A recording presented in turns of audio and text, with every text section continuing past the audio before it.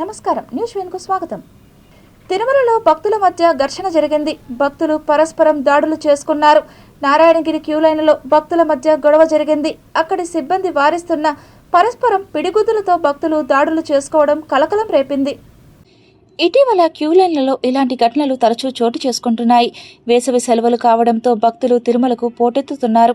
గంటల తరబడి క్యూ లైన్లలో నిరీక్షించి భక్తులు నిరసించిపోతున్నారు. ఓపిక నశించి ఇలా చిన్న చిన్న విషయాలకే భక్తులు గొడవలు పడుతున్నారు.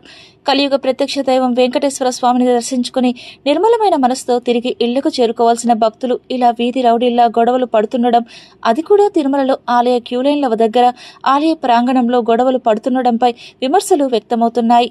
భక్తులు అసహనానికి ఆగ్రహానికి లోనై ఆలయ పవిత్రతను దెబ్బతీయొద్దని తిరుమల ఆలయ సిబ్బంది కోరుతున్నారు.